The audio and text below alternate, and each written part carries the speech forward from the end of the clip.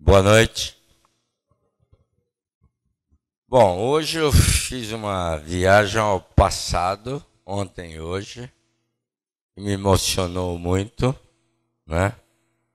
Primeiro, revendo colegas que eu não via há 40 anos, cruzei essa cidade de norte, sul, leste, oeste, em companhia de amigos, depois com o prefeito. E bateu aquela saudade no coração. Que tempo bom, né? Como foi gostoso dos meus 20 anos, 17 vivido nessa cidade. Você, bem humilde, que eu sou na minha essência, estou aqui com esse ternão bonito, mas queria dizer para vocês que eu sou aquele mesmo jovem que cresceu aqui, jogando bola na rua, né, indo nadar na gruta, né? Tenho orgulho, sou um cara muito consciente da importância de você manter os valores de família, né? O ser humano, eu tenho falado muito disso nas palestras, no fundo nós somos todos iguais, só troca o uniforme, né? Tem um que usa terno e gravata, outro usa um macacão, mas no fundo, na nossa essência, nós somos seres humanos. E como seres humanos, tem alguns valores que não se pode perder. Quem perde, trilha um caminho errado na vida. Essa é a realidade, né? Eu, de fato, não tenho vergonha de falar, mas primeiro eu queria contar porque que eu resolvi escrever esse livro. Eu, aos 57 anos, eu sou uma pessoa que inquieta, estou sempre me modificando e estou com 61 anos e já estou pensando o que eu vou fazer até os 70, até os 80, até os 90. E como eu sou muito família, meus filhos já estavam do primeiro casamento com 35, 33, eu com netinhos. Eu resolvi ser pai outra vez, aos 57. E nasceu um casal de gêmeos, Lucas e Maria Fernanda, que é uma maravilha. E aí eu me dei conta, lembrando do meu avô, que foi um grande incentivador, eu adorava ficar no alpendre da casa dele em Nova Granada, pai da minha mãe. Eu tinha muito interesse em conhecer a vida dele.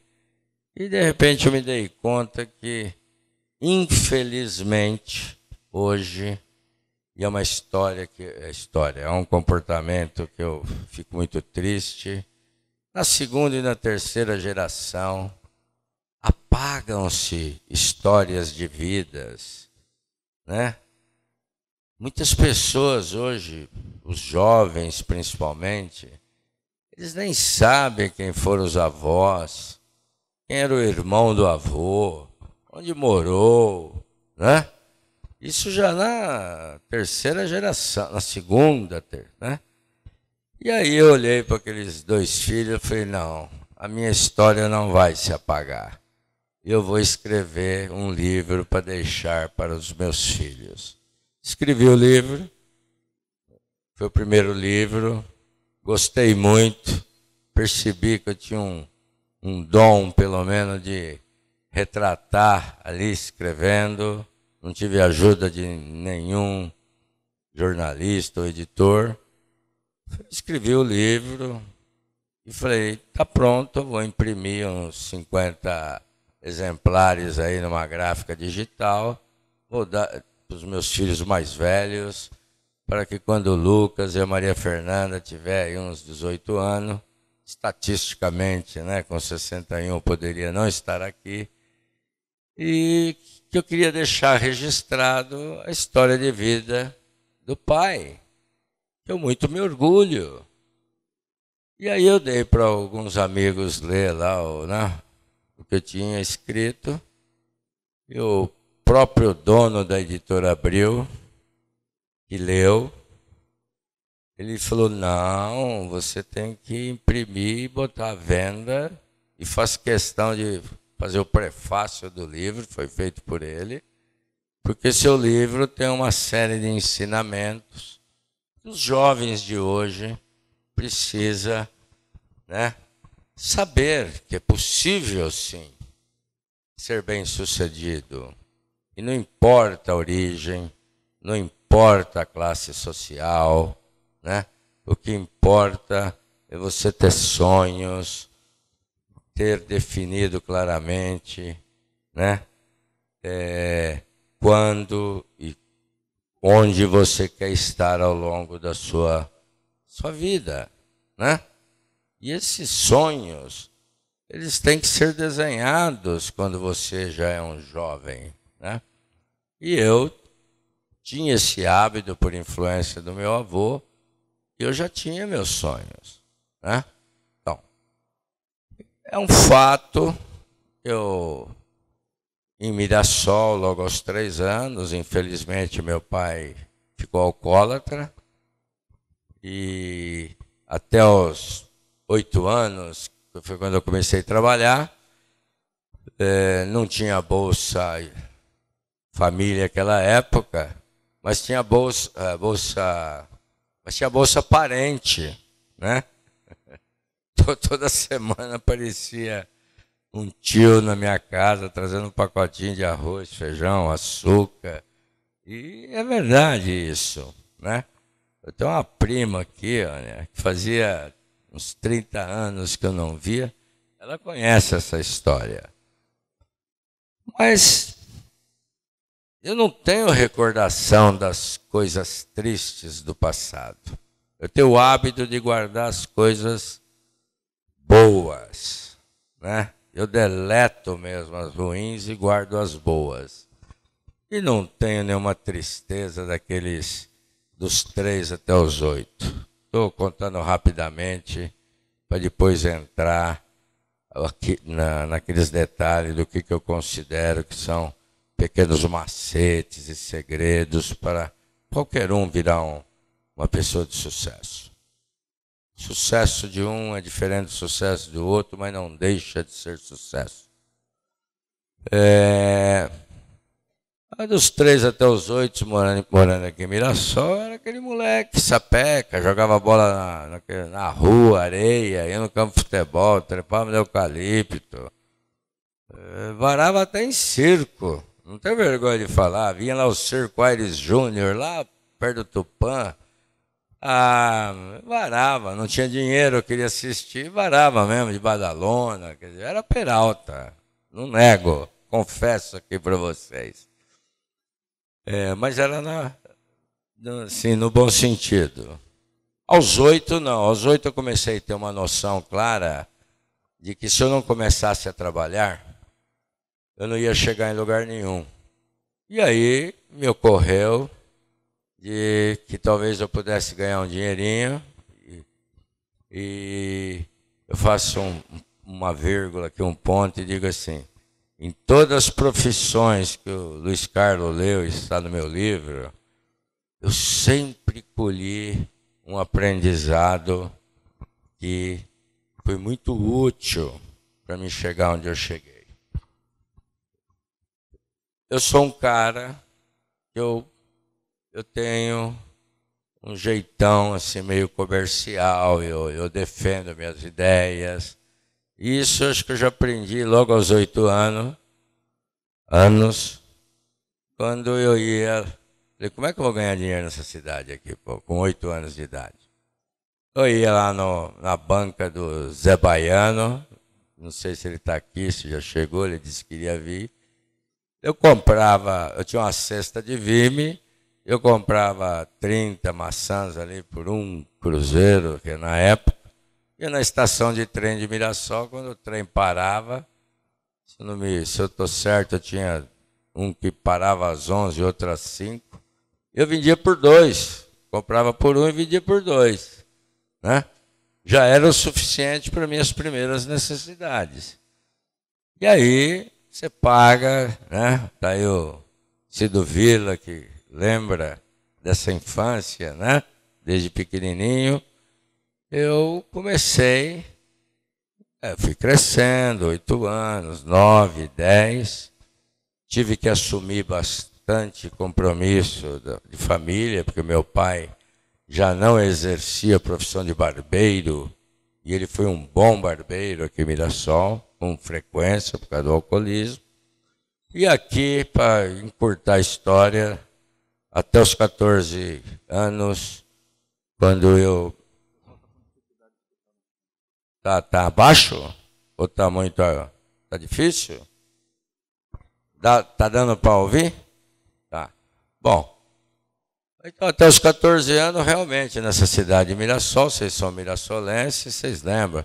Trabalhei na farmácia do Veze, entreguei leite da venda de São Bernardo, trabalhei entregando compra na venda do Soreste, Caralho, entreguei leite, fazia de tudo. Onde pudesse ganhar dinheiro, eu estava trabalhando. E aí me mudei daqui, fui para Polônia. Em Polônia, trabalhei na roça mesmo, cortando arroz. Aprendi a importância da solidariedade, porque a gente não tinha geladeira. Muitas vezes, 10h30 da manhã, eu abria minha marmita, a comida estava azeda. Aí o colega do lado repartia a marmita dele comigo. E aí aquilo entrava dentro de mim. Olha a importância de você ter amigos. E fui garçom na minha formatura da 4ª série, né? E fiz de tudo. Escrevia lá diplomas, né? Aquelas letras góticas. Eu aprendia. Se preencher diploma dá dinheiro, deixa eu preencher diploma, pô. Fui açougueiro, peão de boiadeiro, né? Viajava assim, com 150 bois, né? Com mais 2, 3 peão para levar de uma cidade para outra. Quer dizer, tem mais, eu não vou ficar contando aqui. Aí voltei para Mirassol, que é onde, sim, já numa idade eu vim para cá com quase 17 anos, ou quando eu retornei, fiquei até 20. E aí eu já tinha dentro de mim, muito claro, todos esses valores e conceitos, e muito forte dentro de mim, que em primeiro lugar vem a família. Apesar de eu ter tido um pai alcoólatra, ele nunca deixou de trazer uma bala para mim, né? Meu pai, eu lembro que eu queria conhecer o Pelé. Ele me levou no campo de São José do Rio Preto, num jogo do Santos com a América. Eu lembro do meu pai, eu no pescoço dele assistindo a Copa do Mundo de 1958, em frente ao bar do primo, lá do lado do Salão Azul, no meio da multidão, televisão... Então, aí eu aprendi a respeitar até meu pai, né? Com muitas pessoas hoje renegam familiares que são alcoólatras. E eu quero dizer para vocês que o alcoolismo é uma doença, como tantas outras. A gente tem que respeitar, ajudar. E olha, cuidei do meu pai até quando ele faleceu. Teve altos e baixos, mas infelizmente esse vício é um vício maldito, né? Então, o valor de família, e agora eu vou começar a falar para vocês o que me ajudou a chegar onde eu cheguei, né? Foi fruto dessas variedades de profissões, fruto de um entendimento muito cedo que o mais importante é você ter uma formação onde você valoriza aqueles valores éticos de família. Não importa se um pai é alcoólatra, mas você tem uma mãe, mas assim, é no ambiente familiar que você forma, tá certo, a tua espinha dorsal. Eu estou escrevendo meu 2º livro já, eu tenho pesquisado muito sobre esse assunto, tem estudos científicos que mostram isso. Os jovens estudantes que estão aqui, se não são pais ainda, guarda isso. A criança até os 6, 7 anos, tá certo? Ela constrói ali no DNA, na espinha dorsal dela, aquilo que ela vai ser no futuro. Então, ter um pai que cria limites, rotinas, isso é fundamental. Minha mãe dava rotina para mim que não era brincadeira. Claro que era diferente naquela época, não tinha esse ensinamento moderno. Se eu fizesse alguma coisa um pouco fora da curva, levava a sorada da minha mãe na cabeça mesmo, pô, né? Levava e ela me mostrou que você tem que ser correto na vida, né? E aí, isso serve hoje para, nos momentos, nesse momento que nós estamos vivendo, né? Que é dessa evolução ou revolução, como vocês querem chamar, da tecnologia da informação. Nós vamos voltar a falar um pouco sobre isso, se o tempo permitir, né? A diferença dos jovens de hoje e dos jovens de antigamente é que os jovens de antigamente, por esse regime um pouco mais rígido de valores, eles aprenderam desde cedo a valorizar as conquistas. Isso é fundamental, né? Então, quando eu trabalhava na roça e ganhava meu, 10 cruzeiros ali cortando arroz, eu me sentia orgulhoso daquilo. Eu tinha meu dinheirinho para depois ir lá para Monte Prazer, vir para Neves, Mirassol, arrumar as namoradinhas, quer dizer. Então, eu valorizava meu trabalho, né? Então, o ambiente familiar, para quem já tem filhos, sabe muito bem disso, para os jovens que vão casar um dia. Esses primeiros anos, a vida hoje, por toda a pesquisa e estudo que eu tenho feito e discutido com psicólogos, antropólogos, a vida de um indivíduo hoje é dividida em 2 pedaços. Os primeiros 20 anos, 25 de vida e depois o resto. Os primeiros 20, 25 anos, se você perder, se você não aprender que esses valores são fundamentais, dificilmente você recupera depois, né? É um tesouro quando você cresce num ambiente familiar saudável, né? Saudável sob o ponto de vista de valores éticos, morais e tudo mais. Depois vem o segundo ciclo da vida, que é quando você entra no mercado de trabalho. Aí a briga é feia, né? Uma coisa não pode ser desassociada da outra. Por isso que eu reforço muito a importância do ambiente familiar. Se você está bem no seu ambiente familiar, e obviamente você já pode estar casado, está morando com os pais. Eu não estou falando aqui de aquela eternização do casamento, não, porque também o mundo moderno hoje já é natural.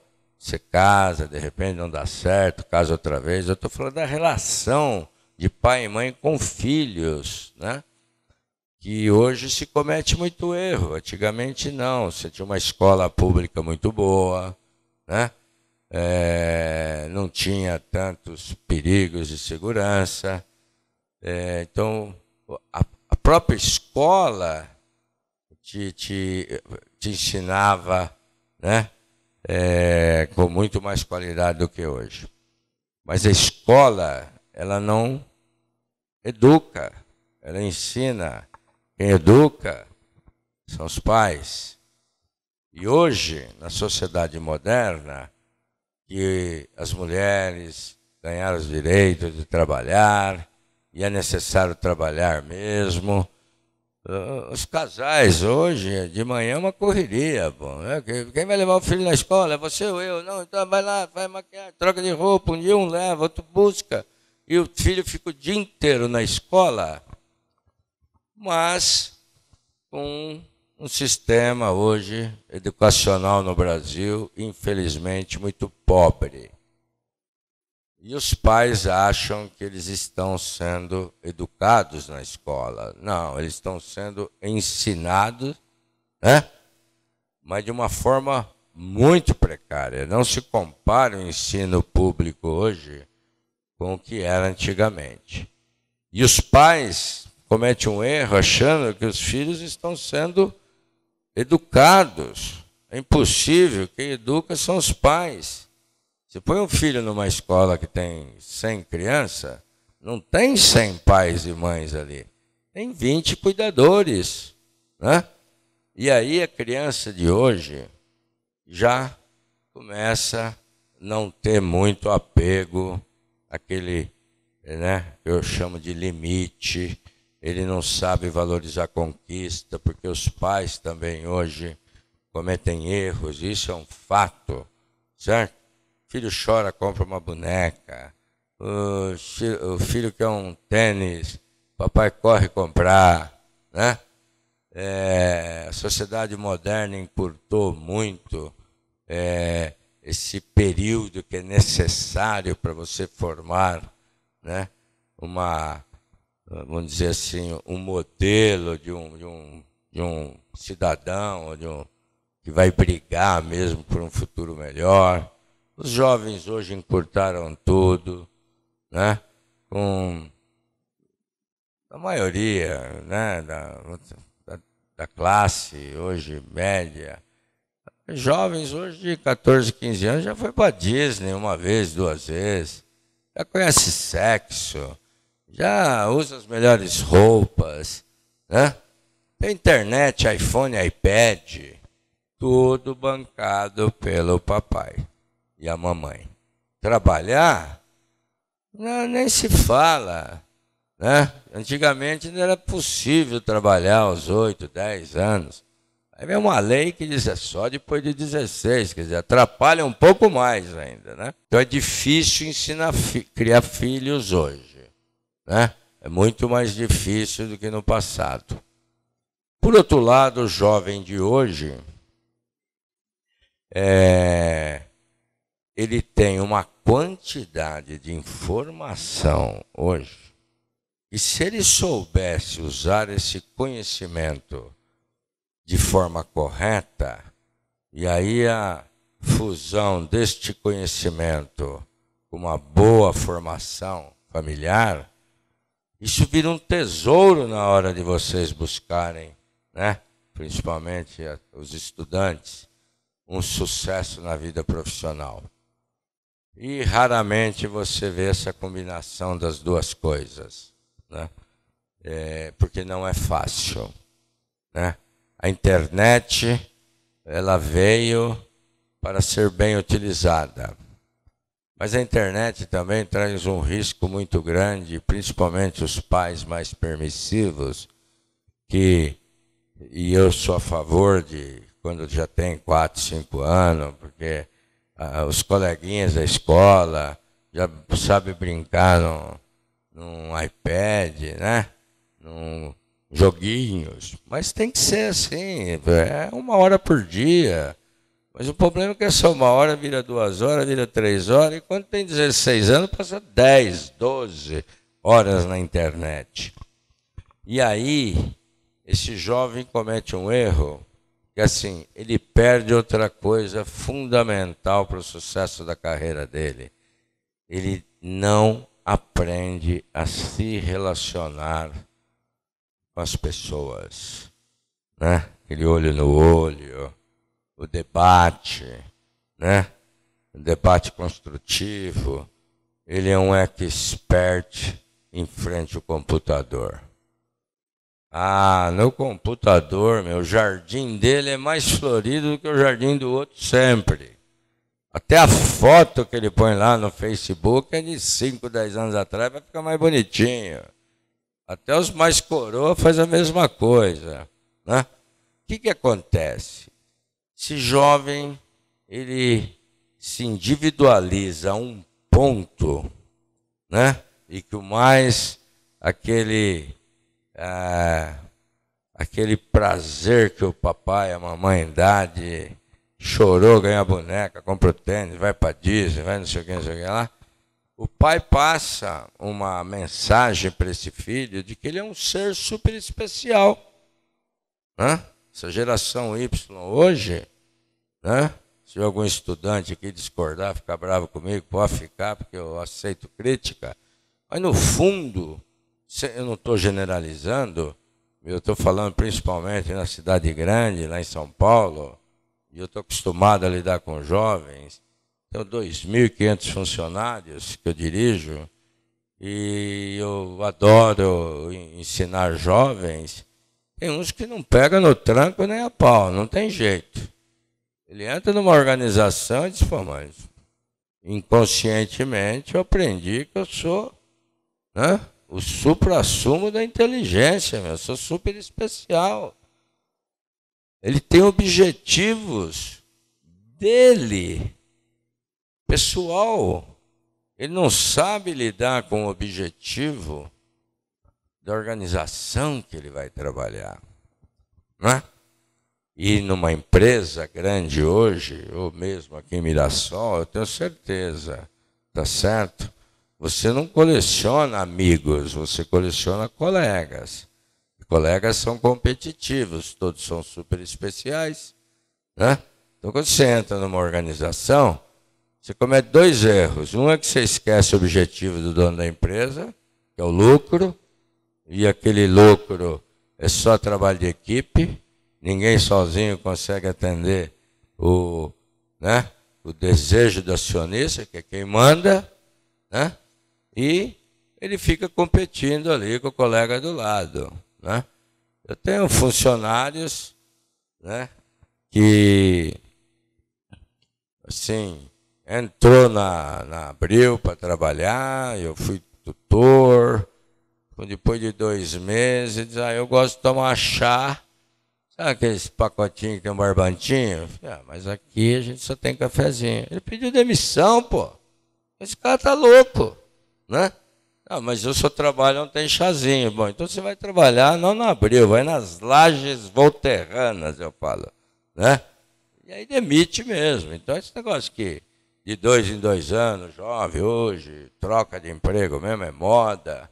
É moda nada, ele troca porque ele não suporta trabalhar em equipe ou porque o patrão demite, né? Então, eu acredito muito que nós vamos ter, no futuro, né, uma reeducação de como você tem que preparar a sua vida para ser um homem, um executivo, um pai bem-sucedido. Eu falo muito nas minhas palestras, né? E é claro que a base é sempre livro, eu não falo de política, não falo de nada, porque eu aprendi que você tem que estar sempre se reinventando na vida. No meu caso, eu percebi que eu me reinventava a cada 10 anos. E não tem explicação para isso, acho que está dentro de mim, era o meu ciclo de tolerância, né? Até falar, não, opa, agora eu quero avançar mais um pouquinho, né? E eu tinha uma metodologia que quem quiser copiar, funciona, que é assim, quando você já tem seus 15, 16 anos, traça um norte para você, né? O norte nada mais é do que um plano de carreira, né? Define aonde você quer chegar um dia. Você não sabe o tempo, não dá para saber o tempo. O tempo depende do seu desempenho, né? O tempo depende de como você vai se relacionar na organização que você trabalha. E até nas profissões liberais, né? Porque a vida da gente, ela é construída por etapas. Então, qual é o seu norte? Eu sempre uso como exemplo que um norte é como se fosse uma maratona, tem 40 quilômetros, né? Você tem que picotar ela. No meu caso, eu picotava por 10 anos. Então, eu aqui em Mirassol, quando eu já terminei o tiro de guerra, né? Eu e um amigo que está aqui, o Zezé, a gente já conversava muito, a gente já tinha claro dentro da gente que essa cidade é maravilhosa, mas naquela época, meu último emprego aqui era auxiliar de marceneiro. Eu falei, não, eu quero ser algo maior, né? E por alguma razão a cidade de São Paulo era para mim assim, como se eu estivesse indo para Marte. Então, todo domingo à noite, eu saía do cinema, eu parava em frente ao mercado municipal só para esperar aquele ônibus da aviação Itamaraty passar assim, né?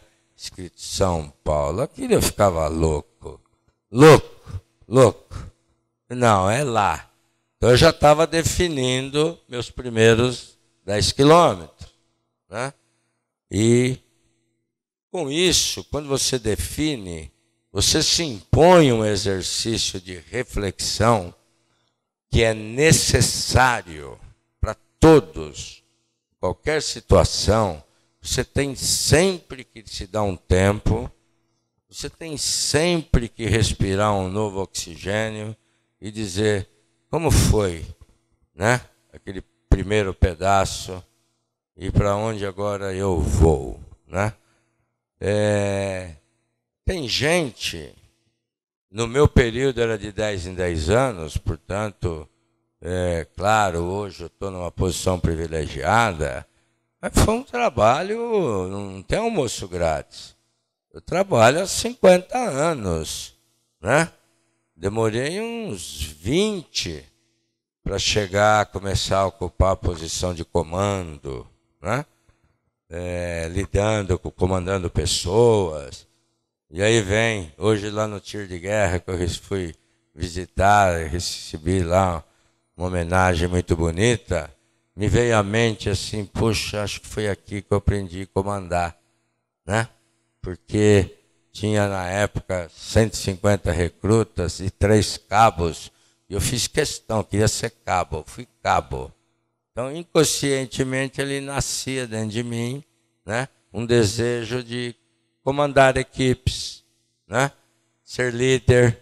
Então, essa atenção que o jovem tem que começar a pensar. Antigamente, você demorava 10, 20 anos para sentir o impacto de uma transformação numa organização, o impacto né, de uma modificação ou de um estresse numa cidade que você mora.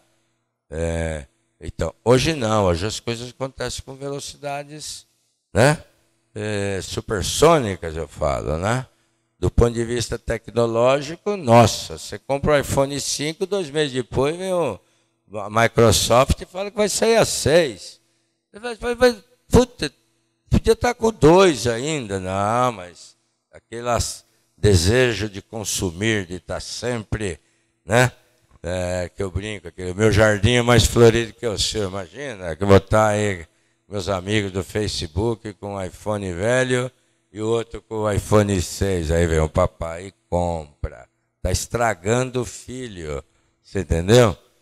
Filho mimado vira podre depois que ele tem 40 anos. Né? Mas o que eu quero enfatizar para vocês é assim. Então, vocês já aprenderam a importância dos valores que vocês escolhem no ambiente familiar, nos amigos. Amigos você coleciona de pequeno até começar a estudar ou trabalhar. Depois você coleciona colegas, né? E colegas, se você sair um dia da empresa ou mudar de cidade, uma semana depois 80% dos seus e-mails desaparecem. Os amigos te abandonam. porque eles não são amigos, são colegas, eles são competidores ferozes. Para subir no pico da pirâmide, são poucas vagas. Num grupo de 100 vai chegar a 5, né? E aí tem aquele que diz, não, mas os primeiros quilômetros da minha maratona, não sou um cara que tem uma ambição muito grande. Se eu virar aí um supervisor, ou se eu for um auxiliar também tá bom para mim, eu não sou contra. Desde que você tenha claro dentro de você aonde você quer chegar, né? Mas não se iluda. Quando você tem 20 e poucos anos, o teu horizonte é ali. Mas se você aprender e depois que você chegou ali, se fazer um exercício de reflexão, não, mas eu acho que eu posso chegar até ali, né? Aí você vai avançando. Você vai avançando e tem uma parte fundamental que é a base do sucesso, né? Se você quer ser realmente amanhã um profissional reconhecido na organização que você trabalha, ou sucedido na sua empresa que você construiu, tá certo? Você não pode perder de vista a necessidade de estudar. Estudar é um negócio, diferentemente daquele ambiente familiar, que depois, quando você fica com 20 e poucos anos, é difícil recuperar. O estudar é um negócio que você pode fazer até quando você partir desse planeta, né? Então, escola pública hoje tem um ensino que não tem a mesma qualidade. Não, fica difícil você passar no vestibular se você não tiver uma grana aí para fazer bons cursinhos, né? Nem todos podem estudar numa faculdade de primeira linha, né? Isso faz parte da vida, mas isso não é um motivo de você se sentir derrotado. No meu caso, principalmente, eu tive a sorte de estudar numa boa escola pública, mas depois que eu peguei aquele ônibusão para São Paulo, né? Eu saí daqui com o diploma de técnico de contabilidade. E eu tinha técnico de contabilidade e um registro em carteira de auxiliar de marceneiro. Vocês não têm ideia que eu passei em São Paulo para arrumar um emprego, meu. Vocês não têm ideia. Tinha aquela fila na calçada daquelas grandes empresas para chegar até o guichezinho ali onde eles pediam a carteira profissional e um diplominha. Mas eu já era arrancado da fila lá no fim por aquela assistente que fala, deixa eu ver seus documentos, deixa eu ver seus documentos. Hã? Nossa, aí aquilo que eu falo, vou novamente para um exercício de reflexão. E no meu caso, por alguma razão inexplicável, eu tenho o hábito de sentar numa praça, não sei se é porque eu trabalhei na roça, eu adoro a natureza, adoro o canto dos pássaros. Eu sento numa praça e fico 2, 3, 4 horas ali até sair com a resposta. Eu não vou em analista, né? O analista do Douglas sou eu mesmo, né? E lá em São Paulo, um belo dia, eu peguei um ônibus qualquer, né? Que me leva a algum lugar, né? Desci na Praça de Diadema. Quem conhece São Paulo, vocês conhecem essa praça, sentei num banco ali, falei, bom, estou ferrado, né? Vou fazer o quê? Aí fiquei ali pensando, olhando. Eu sempre fui um cara que, por não ter me envergonhado do meu passado, né? Eu vi lá, Banco União Comercial, falei, poxa, Mirassol tem Banco União Comercial, os mais antigos aqui, foi comprado pelo Itaú, né? É ali em frente, aquela barraquinha de pastel. Falei, Banco União Comercial, eu vou lá pedir emprego. Eu era tirado, Entrei, estava até com o cabelinho do tiro de guerra cortado, né? Sentei em frente à mesa de um gerente que devia ter uns 35, eu tinha 20. Em 10 minutos eu contei minha história para ele, e é importante vocês prestar atenção quando você cruza com pessoas boas. E eu disse, eu tinha o nome dele lá naquelas plaquinhas, professor Arnaldo Rossolém, eu preciso de ajuda. Eu venho de uma família pobre, eu prometi para minha mãe que em 1 ano eu vou buscar minha mãe, meu pai e minha irmã, né? E eu quero cumprir essa promessa porque eu aprendi com a minha mãe que cumprir promessa. Porque quando ela foi para a Polônia, ela foi me buscar 2 meses depois, tá certo?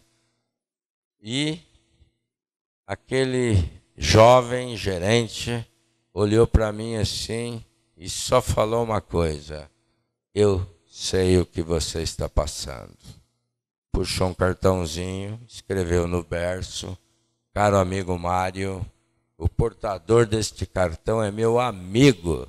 Olha a diferença de amigo com colega, hein? Né? Favor proceder com aquela atenção que lhe é peculiar. Né?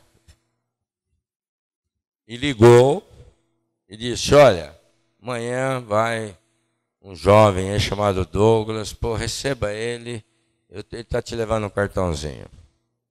Esse cartãozinho eu guardei, guardo até hoje, está comigo, plastifiquei, tem 50 anos esse cartão, né? Aquilo foi, assim, aquele pontapé inicial para eu aprender como é importante você ser humilde, sincero, contar a verdade, tá certo? Mesmo nos momentos difíceis, mesmo. E fui. Eu já estava quase 1 mês lá em São Paulo procurando emprego. Fui bem recebido, fui fazer teste de datilografia, nunca tinha visto uma máquina de datilografia da minha vida. Sentei, eu e mais uma meia dúzia ali, mas o cartãozinho já estava na mão lá da gerente de recrutamento. Do meu lado sentou uma japonesa que batia a máquina, parecia uma harpa. E eu estava lá ainda procurando A, S, D, F, G. Eu estou ferrado. Era para escrever uma página dizendo por que eu queria trabalhar no Banco União Comercial. Então, a gerente passou, viu lá que eu não tinha saído da 2ª linha, me puxou. Falei, bom, lá vai eu para a rua. E a gerente falou, olha, o senhor foi aprovado. Aí eu falei, putz, né? Que a importância de você ser sincero e ter alguém apostando na sua fibra, na tua vontade, porque naquele momento que eu contei a minha história de vida para esse jovem gerente, ele deve ter sentido no brilho dos meus olhos a garra de eu lutar, trabalhar, vencer na vida, né? E comecei a trabalhar, foi mudando, né? Eu já tinha o meu norte definido, eu sabia que eu queria ser um dirigente, queria trabalhar na área financeira, né? Eu sempre gostei de matemática, né? Queria ser líder e fui trocando de forma planejada o que eu precisaria ter para amanhã virar um gerente. Então, naquele momento, o meu norte tinha só 10 quilômetros, né, de uma maratona de 40. Né? E reconheci que eu precisava, num espaço de 10 anos, portanto, veja só como os ciclos às vezes são longos, hoje são mais curtos. Né? Nesses 10 anos eu fiz uma faculdade de 3ª linha, que era o que o meu dinheirinho dava para pagar, e ainda com o crédito educativo, que hoje chama FIES, né? Estudava em casa matemática financeira sozinho, né? Tinha claro dentro de mim que se eu quisesse ser um bom executivo financeiro, eu tinha que passar por todas as áreas de contabilidade. Eu trabalhava 2 anos numa empresa em contabilidade de custo, depois ia para fiscal, depois ia para geral, contabilidade geral, e fui complementando, pavimentando aquilo que era essencial para eu chegar naqueles 10 quilômetros. Quando eu cheguei naqueles 10 quilômetros, aquilo para mim, também fazendo minhas reflexões em outra praça, diz, não, eu quero mais, né? Mas eu tinha uma deficiência. E eu já estava com 28 anos, né? Ah, se eu não aprender o inglês, eu estou morto, né? E aí, eu já estava trabalhando na Abril, que é uma belíssima empresa, que estimula pessoas a viajarem para o exterior, para abrir a cabeça, aprender inglês. Eu tinha um escritório em Londres, eu já fui lá, como eu fui com o senhor Arnaldo, eu fui com o diretor, disse, manda eu dessa vez lá, né, pô? Um trabalhozinho para fazer lá. Mas detalhe, não é escala de 0 a 10, meu inglês estava em 0. Eu não sabia falar good night. Ah, mas tem um livrinho do Berlitz que a gente compra, né? Eu vou lendo no avião para fazer perguntas.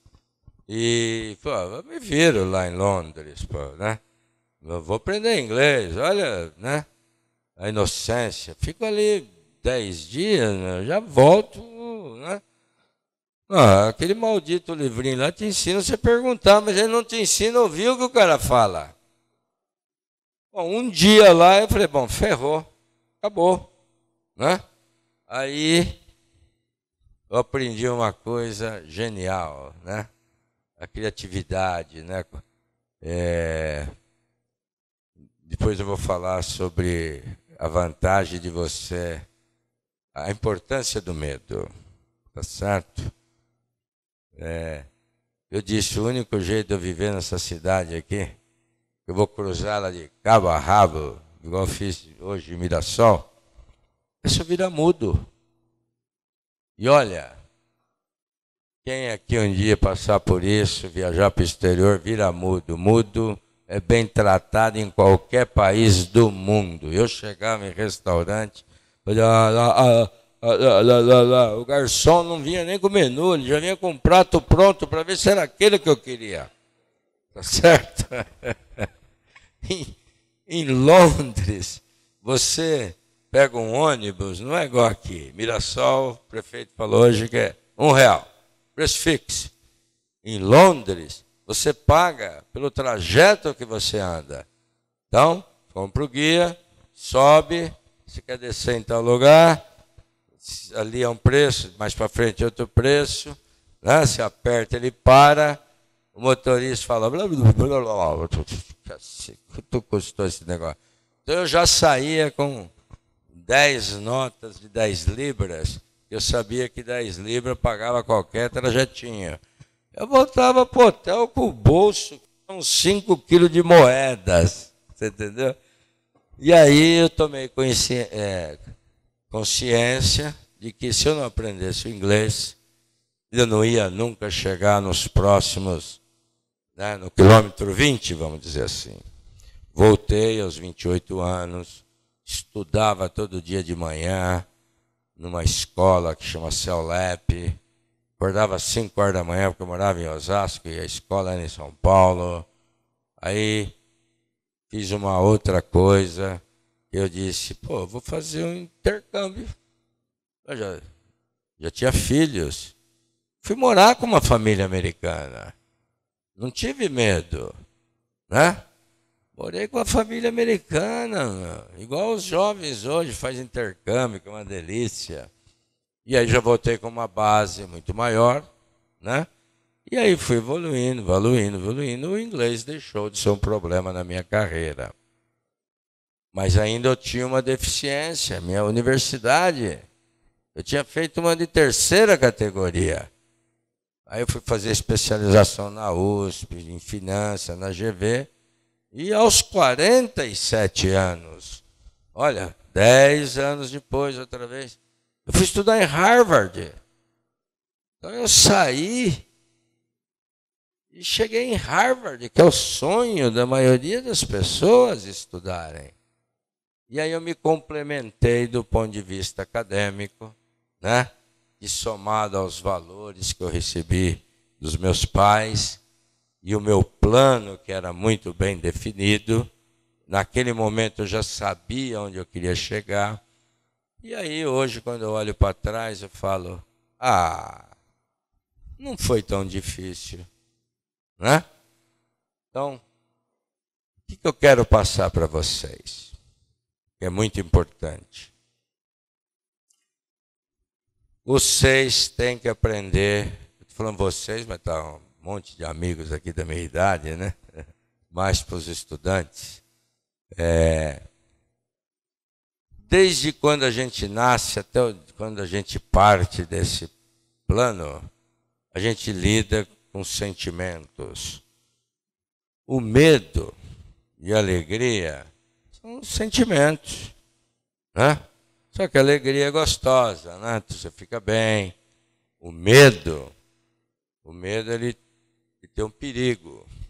O medo pode te congelar ali numa situação que você nunca mais sai, né? Mas o medo, se você olhar esse sentimento com outros olhos, ele é um elixir do sucesso. Porque cada vez que você domina o medo, tira proveito dele, você pulou um degrau, ou andou 1 quilômetro ou 2 a mais. E o medo é fácil de você dominar, né?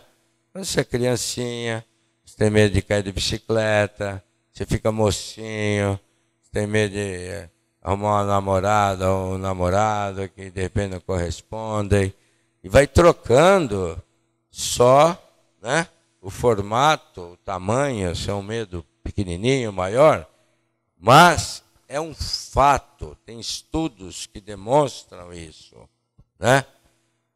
O segredo do sucesso é você dominar o medo, porque você cresce, você vai em frente, você entendeu? E tem gente que domina o medo, mas depois perde, né, aquela visão do norte, né? E para no meio do caminho. Tem gente que para aqui, ali, e poucos chegam lá, do ponto de vista profissional, tá? Agora, não significa que se você não for um daqueles comandantes na sua empresa, que você é um cara, né? Você deveria ou será uma pessoa infeliz. Felicidade é algo que cada um tem a felicidade que ele gostaria de ter. Deveria, pelo menos, ter. Deveria prestar atenção nisso, né? Existe uma diferença muito grande, que poucas pessoas se dão conta, né? Que é entre estar feliz e ser feliz. Isso não tem nada a ver com dinheiro. Dinheiro é consequência, mas ele não faz diferença entre ser e estar feliz. Vocês conhecem centenas de empresários que, em relação a vocês, o que muda é só a quantidade de zero que ele tem lá na reserva dele. Mas ele é um ser humano como vocês, né? Como eu, aliás. O maior erro hoje que a juventude comete é viver o presente sem prestar atenção no futuro, né? Ele está feliz, né? Não necessariamente ele será feliz.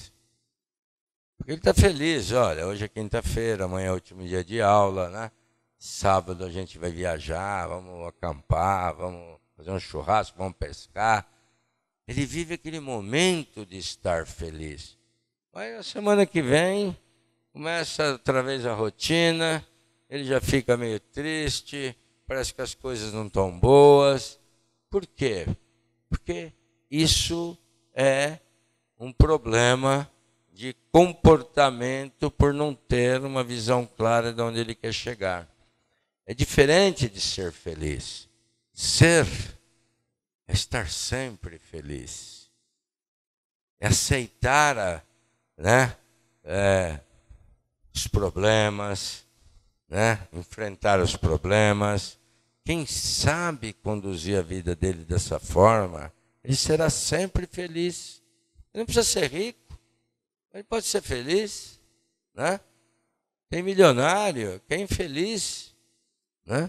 Então é assim que se constrói uma carreira de sucesso, é assim que se constrói uma família unida, é assim que se cria filhos com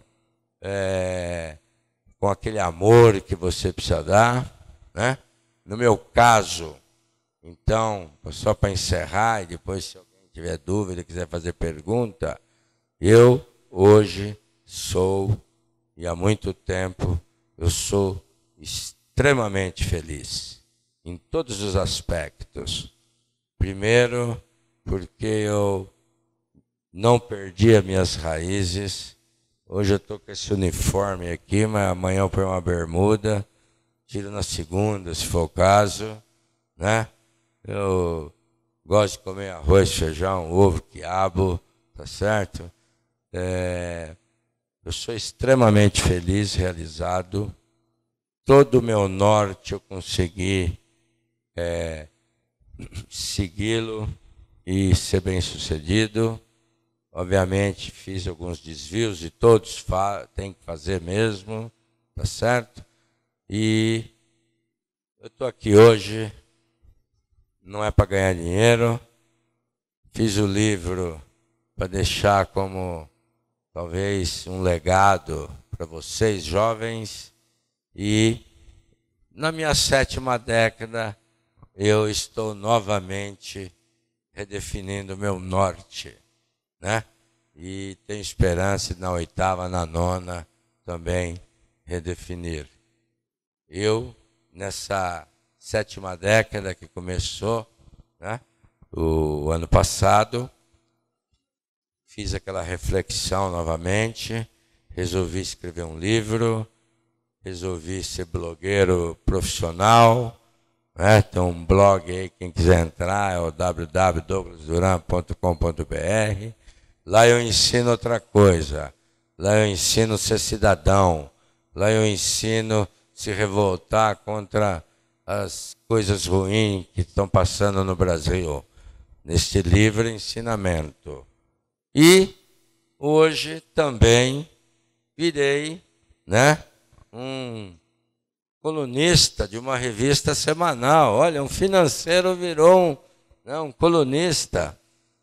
Se for numa banca e comprar uma revista popular dedicada às mulheres da classe C e D, eu tenho uma coluna semanal lá que chama Pensando Comigo, e está me fazendo colecionar muitas amigas humildes nesse Brasil afora, que me conecta no Facebook, me manda mensagem. Então, o que eu defini, então, me reinventando para a 7ª década? Quero criar meus 2 filhos, que são gêmeos e têm 4 anos de idade, com amor, dedicação, bom ensinamento que eu aprendi, e quero devolver para a sociedade aquilo que dela eu colhi, ensinando os jovens. Sou presidente de uma empresa hoje que tem... Eu sou vice-presidente de finanças do Grupo Abril e também tenho um outro papel dentro desta grande organização, que é presidente de uma empresa de logística integrada que tem 2.500 funcionários. Eu dedico metade do meu dia para ir na fábrica, conversar com as pessoas, fazer palestra para eles, né? Passar os meus ensinamentos, porque a vida numa organização, ela tem pegadas. O modo de falar muda, às vezes até o modo de se vestir, quem é seu chefe. E eu estou ensinando isso para essa molecada. Aprenda. Tem muito jovem que destrói a carreira, porque quando ele sobe um pouquinho, precisa fazer palestra, né? Apresentação para 20 pessoas, ele treme. Olha, ele se destruiu. Ele precisa aprender que ele é igual à pessoa que está lá ouvindo. Então, são esses ensinamentos que eu estou passando para jovens. E hoje eu me orgulho de... Trabalho no Grupo Abril há 36 anos. Eu já passei por umas 20 posições. Eu nunca contratei um substituto para mim no mercado. Eu sempre fiz o meu sucessor. Abril hoje deve ter uns 50 executivos mais jovens do que eu. Foram meus trainees, estagiários, me respeitam, porque até hoje eu sento com eles e vejo se estão crescendo mais um pouquinho, vou lá e ensino. Não sou o dono da razão, está cheio de executivos no mercado que tem esse perfil que eu tenho, mas os executivos hoje que fazem sucesso são aqueles que não ficam trancados em salas, escondidos atrás de um crachá e de um uniforme igual o meu, mas são aqueles que saem, conversam, ensinam, né? E trabalham em equipe. É isso. O segredo do meu sucesso foi muito simples, muita determinação, plano traçado, humildade, não tenho vergonha de falar do meu passado. Falo em todas as palestras que eu faço, né?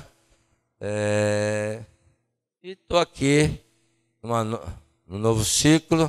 Tenho certeza que eu ainda quero voltar muitas vezes aqui para falar do que vocês quiserem.